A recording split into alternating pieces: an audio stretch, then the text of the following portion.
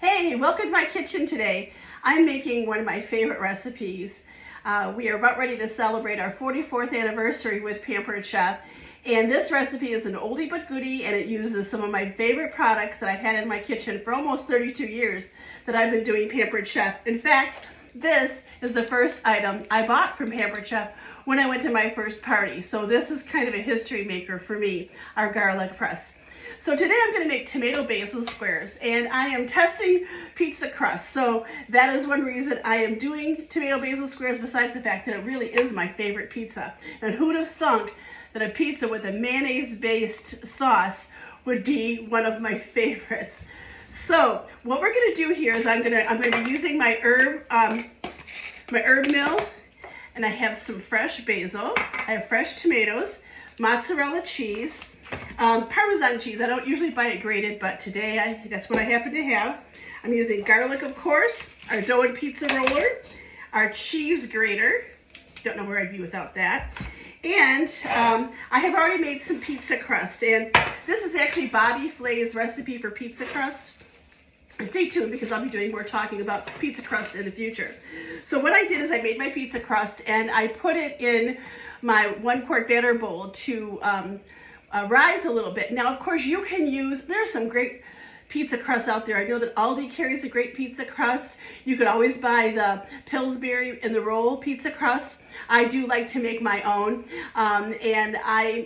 This recipe I mentioned is Bobby Flay's, and the recipe he shares is a 2-crust. I just made half of it and just let it rise. So, and it's rising in olive oil. I don't know if you can tell there. So what I have here is my rectangle stone. This is my most seasoned stone, and I'm not sure how long I've had this. I don't have a big family to cook for all the time, but this is my most seasoned stone. I know some people who are completely black all the way across because they do cook for their family more, but I can only eat so many cookies. So anyway, this is, if I had to pick, there's 2 stones that are tied for my favorite. And one is the rectangle flat. I have 4 of them. So when I am making cookies, I get a little assembly line going. And then our deep round baker, which used to be called the deep dish baker.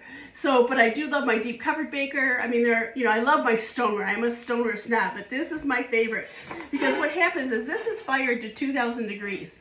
Why that's important is it makes a stone very porous. So when you put it in the oven, the temperature the stone becomes the temperature of your oven, so it's like your food is baking on nothing. It improves the texture of your food, which improves the flavor of your food. And of course, stone baking or stone cooking is one of the oldest forms of cooking to men. They used to dig a hole, put stuff in a stone vessel and cover it and bake and cook and all that kind of stuff. So what I'm going to do here is I'm going to take my pizza crust, and there's a little bit of oil in here. I'm going to make sure I get some oil on my hands, and I'm going to take my pizza crust. And now this is a pretty seasoned stone, so I am not going to spray it or put oil on it. However, and there also is oil in this recipe. Depending on the age of your stone, you may want to put a little bit of oil on it. If it's a new stone, you might want to use a little bit of oil to start the seasoning process. The seasoning process is, of course, what makes this so dark. And when you're cooking on a stone that is well seasoned, you really don't need any fat on it. So here we go. I'm going to try to get this pretty even.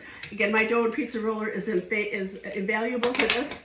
And there is my pizza crust. Now what I'm going to do is I'm going to take half of my mozzarella cheese, and I'm just going to take my paring knife here. I'm going to cut it in half, and I'm going to shred my cheese. And I do buy 99% of the time I'm buying chunk cheese to grate my own because I don't like the additives that are in a grated cheese. So I'm taking about 4 ounces of mozzarella cheese here. Notice I'm using my coarse grater. It does come with a handle, but if you're the kind of person that cuts themselves, no matter what you do when you go in the kitchen, you must use the handle. But I am not. I don't use the handle. So it's do as I say, not as I do, right? All right, so here we go. So I have my 4 ounces of mozzarella cheese. I'm just going to put this all over my crust. I have my oven preheated to 425. And I'm just gonna kind of par bake this a little bit.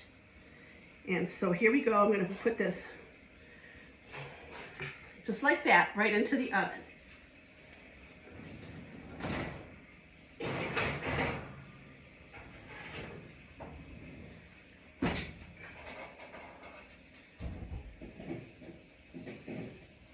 My oven is not quite to temperature.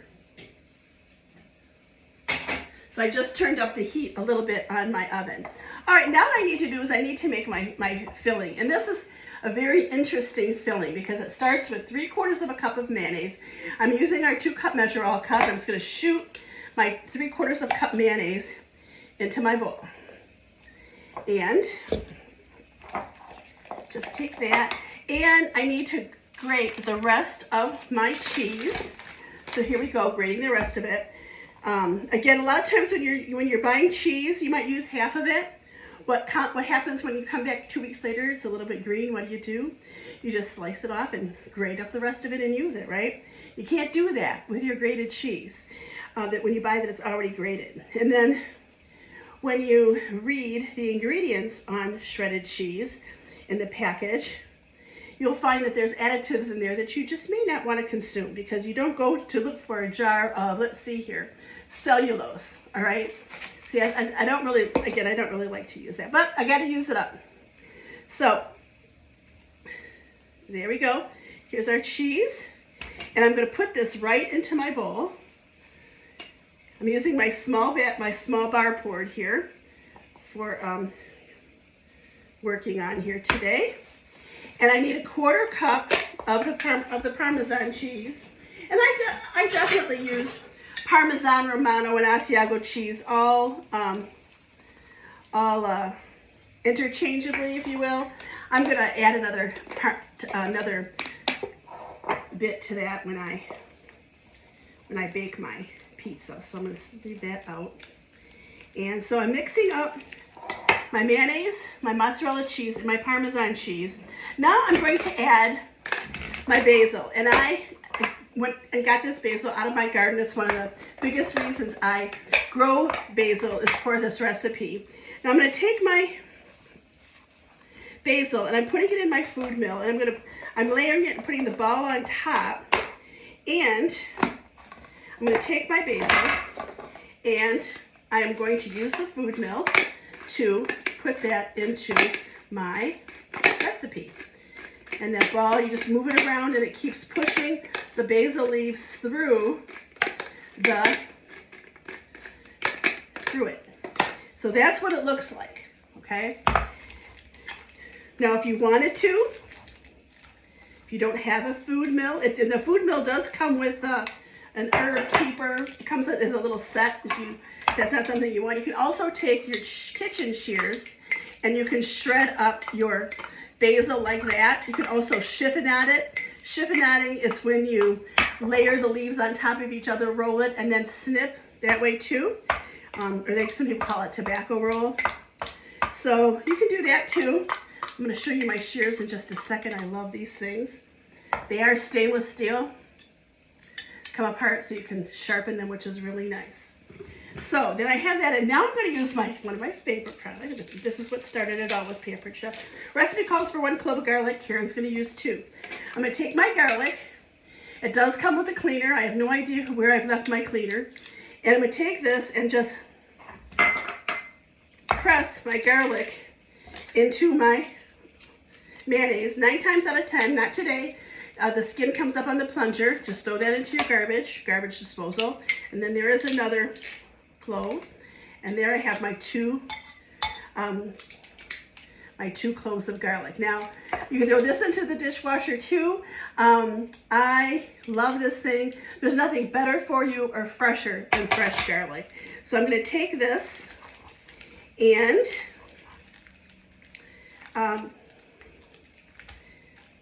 mix it around really good. And I am just about finished here. And I missed some basil here. How could I do that? Well, I'm going to just take this and make little pieces out of it. I'm not going to put it back in the bowl and use my shears. Put that with it. All right, now, I have to tell you, I was skeptical about this, But now I need to slice my tomatoes, and I am going to use our Rapid Prep mandolin for this. Now I do recommend that you use a firm tomato, although the tomatoes I tested were not quite firm, and they did well in this. So I'm taking this, I have this on slice, and I have it on setting 5. I'm going to put my tomato in, and I'm just going to slice. And now I have tomatoes sliced very nicely. Again, I was skeptical over putting tomatoes in this, but I am a convert. All right, so now what I'm going to do is I'm going to grab my crust. It may not quite be ready yet, but we're going to live life on the edge.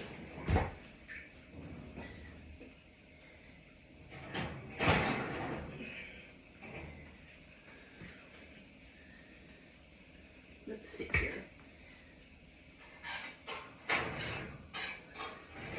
All right. All right, so I have my pizza. I'm using my microwave grippers here. Close my oven, and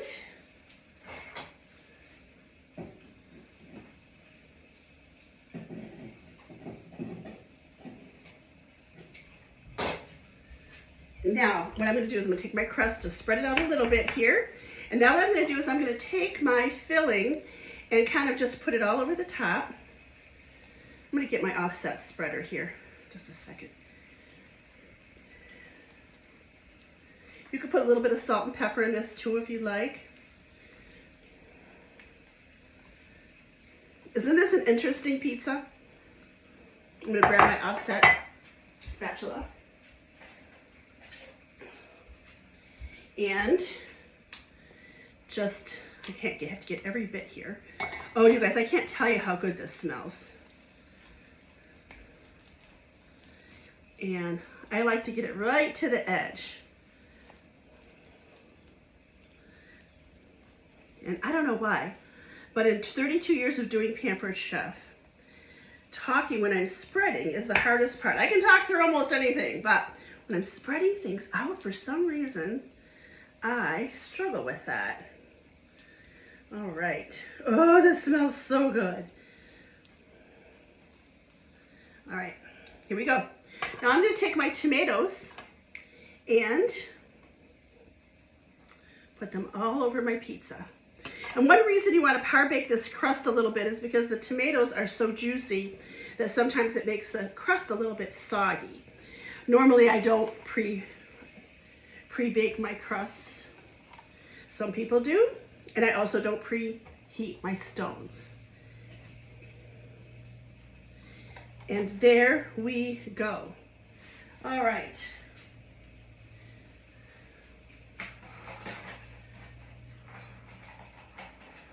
I'm going to take a little bit of garlic herb seasoning and sprinkle it all over the top.